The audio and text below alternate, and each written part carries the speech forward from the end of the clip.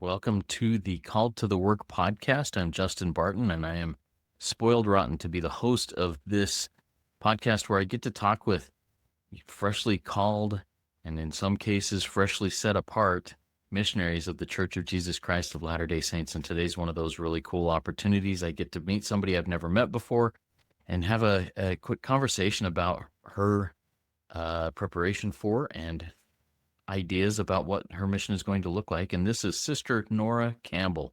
So, Sister Campbell, why don't you tell me just a little bit about yourself, your family, where you're from, and maybe some hobbies that you enjoy doing? Mm, Yeah, so like you said, I'm Sister Campbell, and I've been living in Spokane, Washington with my family for I think the last I mean, like 13 to 15 years. And I just got set apart as a full-time missionary, which is so exciting. Honestly, I didn't think I would ever be a missionary, but here we are. I graduated high school in 2023 with my associate's degree. I didn't really know what I wanted to do for college or anything, so I started gallivanting around the world. I worked in an orphanage in Romania and traveled around Europe. And then I was a au pair in New Zealand for about 6 months. And so that was really cool as well. Very cool. So, you and I have something in common. I've also worked in orphanages in Romania when I served my mission in Romania 100 years ago. Oh, really? That's Da, super sigur. cool. What part of Romania were you in? Bucharest and Ploiești. Where were you at? I was in Iași. Serbia, Very cool. yes, right by the Moldovan border. But we went to Bucharest all the time and we really loved it. So yeah. Yep. I love it. And that's Yeah. so cool that you took that opportunity to do that. Mhm. All right. So, tell me about where you were assigned on your mission. And obviously, you report now because you were set apart yesterday, but tell me a little bit Yeah. about that. So I was called to serve in the Tahiti Papeete mission. So that's in Oceania. And they're about, I think my mission president said there's a couple dozen islands I can be assigned to. And I assume you'll be speaking French in Tahiti, correct? Yeah, so actually, as of a couple of years ago, they started having missionaries learn two languages. So I'm going to be speaking French and Tahitian. How cool is that? Do you have any background in either of, not Tahitian, I'm assuming, but do you have any background in French at all? Uh, French, yes, I took 2 years in high school. And then when I was in New Zealand, the native language is Māori, so I learned a little bit of that. So Tahitian, similar. It's not for anybody that comes from me. They're not similar, but they have the same sounds. You mentioned at the beginning of this, you're like, I never thought I would serve a mission. So, why are you choosing to serve a mission? What made you decide to do that? I think I just took that as it's my decision whether I serve a mission or not. And I just was never really interested in it. But as I started traveling, and especially before Romania, I travel with HXP, which is where you go help build a school. So I went to Guatemala and I really loved that service. And then I traveled to Romania after that. And with that program, I wasn't going to church as much as the first time where I was deciding for myself how faithful I wanted to be. And I wasn't going to church as much. And I realized that I was sitting at a spiritual low. And so I just made it a goal to read a conference talk every day on my way to my kids in Romania. And I can't remember who said it, but it was in, I think, October of 2023, the conference. He was speaking to senior missionaries, but he was like, "We need you. We need you out there." And I was like, "Oh, that doesn't really apply to me. I'm not a senior missionary." But I just had a feeling that I needed to go on a mission. And so I started researching it. And the biggest thing for me is I had 0 desire. And so I started praying for the desire, and by the time I got my mission call about 5 months ago, I was so ecstatic, I was so excited, so I feel like I was really blessed, and I'm just so excited for my mission. Now, you said you had zero desire at the time and you just prayed for it. What did that Yeah, evolution of desire look like, and how long did it take for that desire to grow to the point that you were super excited about it? it wasn't something that I noticed overnight, it was pretty slow. I was researching it and I looked at what it would take to start my papers and everything. I moved right to New Zealand afterwards, and I was in a small town called Raglan on the North Island. It was a beach town, and so I had to travel to get to church and everything. And I met a friend there, and she said, "You should come to temple and missionary prep." And so I started going, and that's when I noticed the desire to serve a mission. So I remember there were nights that I was praying, and I was like, please, I need this desire to serve a mission. And then there were some things that kind of held my papers up that I wasn't expecting. And I realized I like started to freak out. And that's when I realized, oh, I have a desire to go on a mission because I'm very worried that I will not be able to go on a mission. Thank you for sharing that. As you look back at that, do you see God's hand in this and guiding you different places and connecting you with different people to make this decision happen? Yeah, for sure. Especially I feel when I was waiting to submit my papers and there were some issues with them. I feel like the old Nora would have definitely been like, oh, this is like my out. That I really pushed. And I was like, I need to serve a mission. Please send me on a mission. So yeah, I feel like Christ and he just really helped my desire with that. Yeah. Yeah. All right. You received your call about 6 months ago, right? Yeah. It's It's been been quite a a long while. time. During that 5 or 6 months, what are you doing differently in your day-to-day life to prepare for a mission since you received that call? Something I was doing, which people might not jump right to, but I've done a lot of therapy in the last couple of years, and there were still some issues I wanted to resolve. So I started talking to a life coach, which I think is, I don't know, I hadn't heard of a lot of missionaries doing that, but I was like, I want to be able to deal with tools when I go on my mission. And that was the biggest part because I think before that I had really studied. I also did other things to spiritually increase my knowledge. Like I read the Book of Mormon again, and I went over the missionary standards and all that. But I think the thing that helped me the most, even spiritually, was going to that life coach and receiving some tools that could help me change my mindset and expectations for how I thought my mission was going to go. That's cool. And I don't know that I've ever spoken with anybody who, in preparation for their mission, went to a life coach. So, Yeah. and it sounds like you had a positive experience, correct? Yes, Very for cool. sure. Is that something you would recommend to somebody else to do?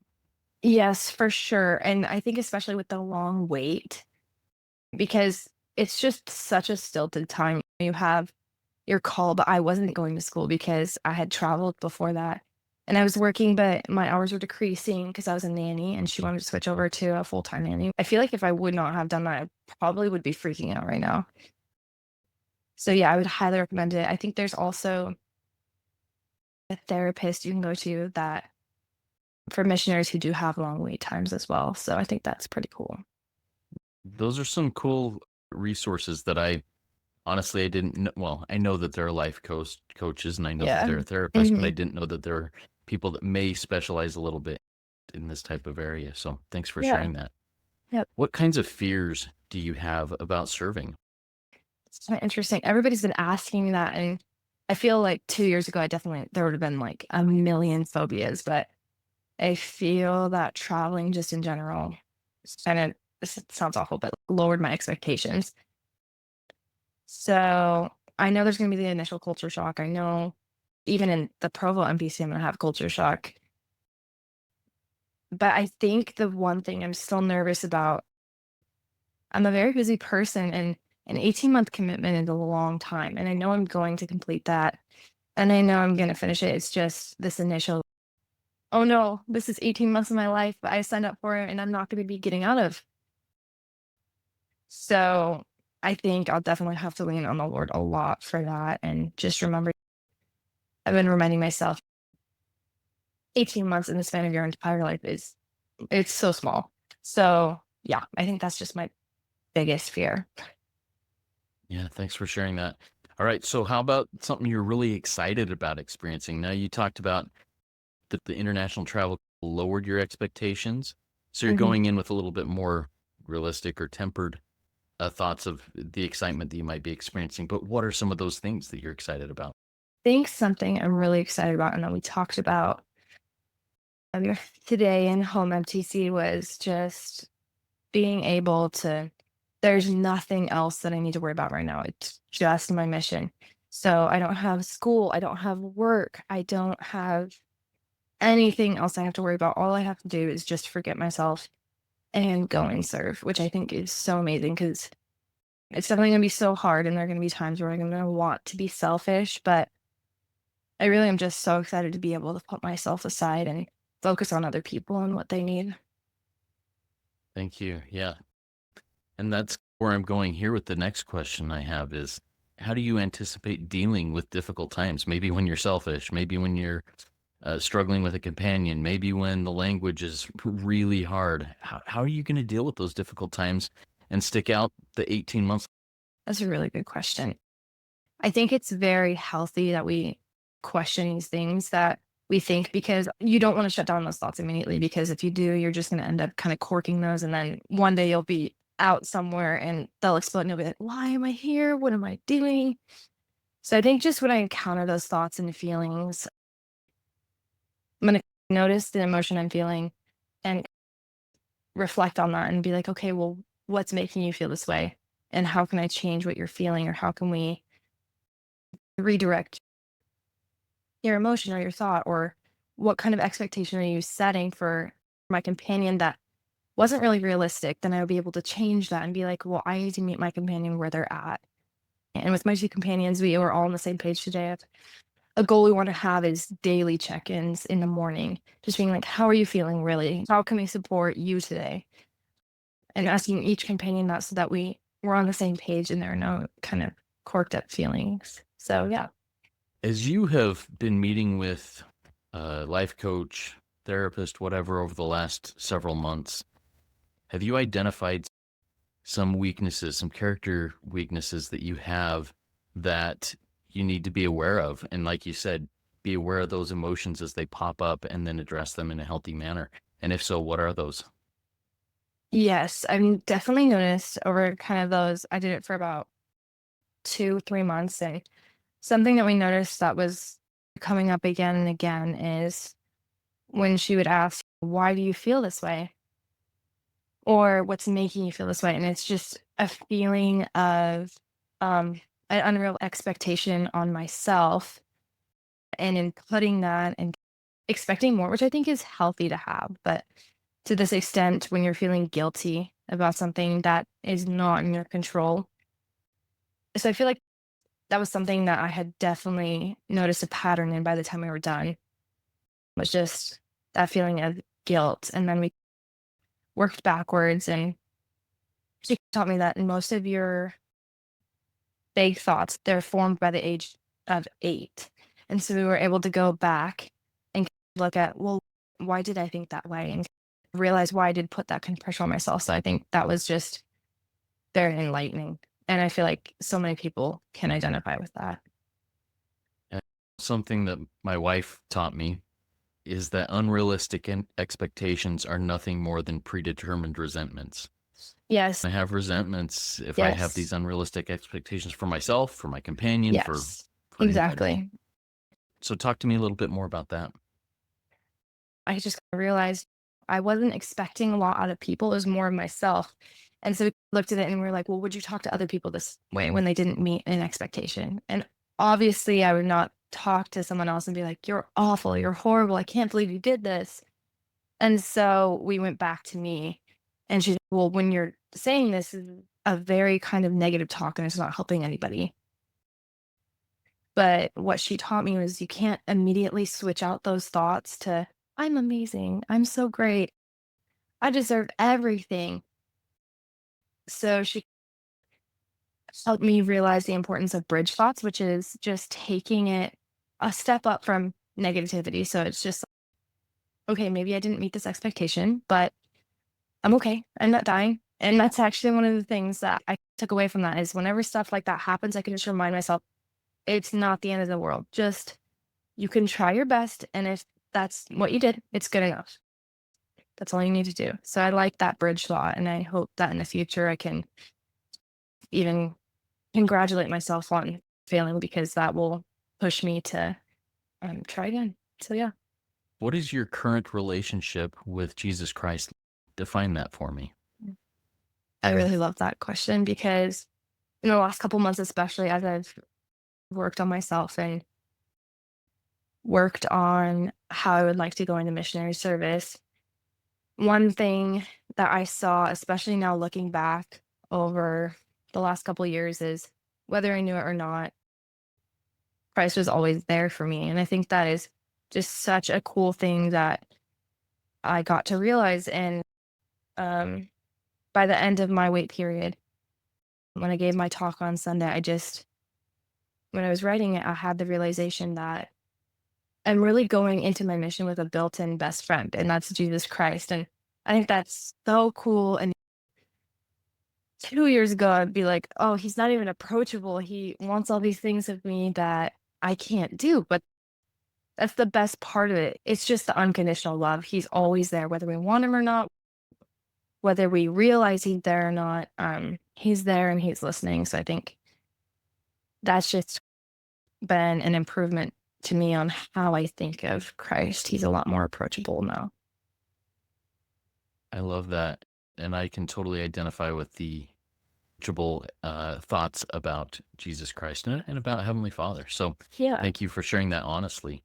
So as we move forward towards wrapping this conversation up, the name of this project, Called to the Work, comes from Doctrine and Covenant section 4. If you have a desire to serve, you're called to the Hmm. work. And I asked you in preparation for this to kind of review Doctrine and Covenant section 4. And Yes. what I'd like to ask is, teach me something. What from D&C section 4 is something that stuck out to you that you'd like to teach me right now? Well, we went over this in gospel doctrine a couple weeks ago. And I can't remember who made the comment, but they said that this is the only time that the word embark exists in the scriptures. And I thought that was really cool because I never really appreciate that before. I've read the section many times, but I think that is truly such a cool thing because it's in reference to missionary work and the fact that we get to embark in the service of God is such a great thing. I love in verse 3, it says, if ye have desires to go serve God, ye are called to the work. And I've always loved that. That goes back to having the desire to go and serve. And I feel like now that I've achieved that, I can achieve the rest of this section, which is to go and harvest. And I can have all those things like the faith, hope, charity, love. So I really appreciate those two things about this section. Why don't you define for me what embark looks like to you? That word is such a cool word, but as you Yeah. say the word, what do you see or what do you understand about it that is so cool about this? For me, the word embark really means to go out and do the work of God, but you're also I feel like embark really means getting your hands dirty. It's not just working, you're going out, you're laboring, you're working, and you're doing it all with God. Beautiful imagery. Thank you for sharing that. All right. So, would you mind bearing testimony of whatever principle is where your testimony foundation lies right now? Yeah. So I just know that as we pray to have the desire for certain things, that Christ can really put those desires into our hearts, and then we can be able to, with Him, complete the thing that we have the desire to do. And I know that if we turn to Christ in times of need, He really will be that built in best friend that He truly wants to be for us. And I'm just so grateful for Joseph Smith and his and others' examples and sacrifices that even make it possible for me to go on a mission. I know that families are eternal and that when we when the next life everything will work out. I'm just so excited to go and serve the Lord. Love it. Thank you so much, Sister Nora Campbell. And you've already been set apart with real authority, and with what zero authority I have, I just want to reaffirm that you are called to the work. I'm excited for you. to get out there and do something amazing, and look forward to 18 months from now sitting down with you again with another Yes. project and following up on this. Yes. I'm very excited as well. Awesome. Thank you.